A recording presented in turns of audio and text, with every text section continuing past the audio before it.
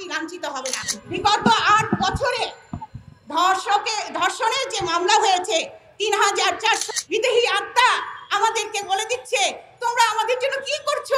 আমরা এখানে একত্রিত হয়েছি আসিয়ার বিচারের দাবিতে।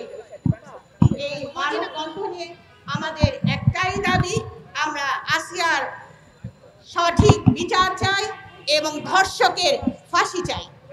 আমরা এখানে একত্রিত হয়েছি, আজকে কথা বলার সুযোগ পেয়েছি।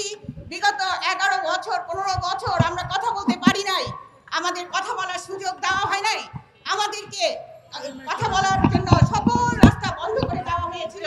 কিন্তু আজকে আমরা সুযোগ পেয়েছি, এই সুযোগে আমরা বলতে চাই, দেশবাসীর কাছে জানাতে চাই যে কোনো নারী যেন আর ধর্ষিত না হয়, কোনো শিশু যেন আর ধর্ষিত না হয়, কোনো শিশু আমাদের কাছে যেন আর ধর্ষণের জন্য বিচার চেয়ে আমাদের কাছে নীরব কান্না যেন আমরা শুনতে না পাই।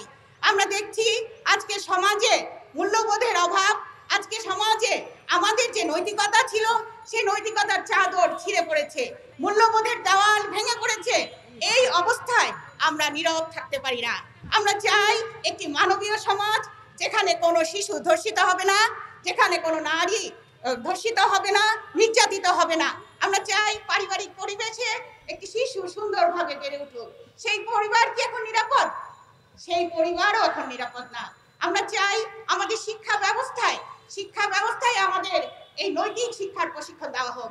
আমাদের শিক্ষা ব্যবস্থায় যে ধস নেমে এসেছে সেখানে কোনো নৈতিকতার প্রশিক্ষণ নাই।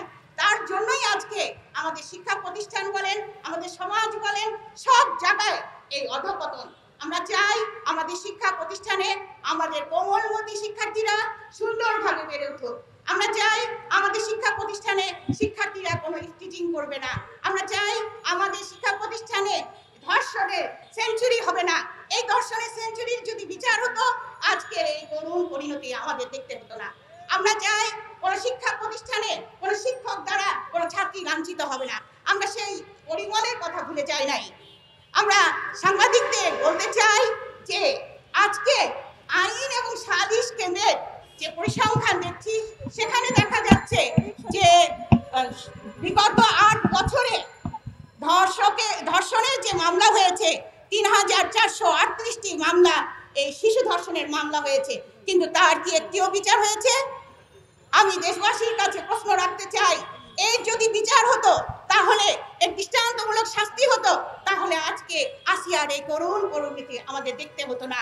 এই নিষ্পাপ শিশুটির বিদেহী আত্মা আমাদেরকে বলে দিচ্ছে তোমরা আমাদের জন্য কি করছো, তোমরা আমাদের জন্য কেন বলছো না, আমার জন্য বিচার কেন চাইছো না। আমি একা নির্যাতিত হই নাই, আরো নারী আরো শিশু নির্যাতিত হচ্ছে, যার সংবাদ প্রতিদিন পাতায় আসে না। আমরা চাই এর সুষ্ঠু বিচার হোক। আমি আজকের এই মানববন্ধন থেকে বলতে চাই যে আমরা এই ঘটনার তীব্র নিন্দা এবং প্রতিবাদ জানাচ্ছি। আমরা এর শাস্তি দাবি করছি এবং আমরা এর ধর্ষকের আইন যাতে ফাঁসির আইন কার্যকর হয়, সে দ্রুত বিচারে এটা কার্যকর হয় সেটার দাবি জানাচ্ছি।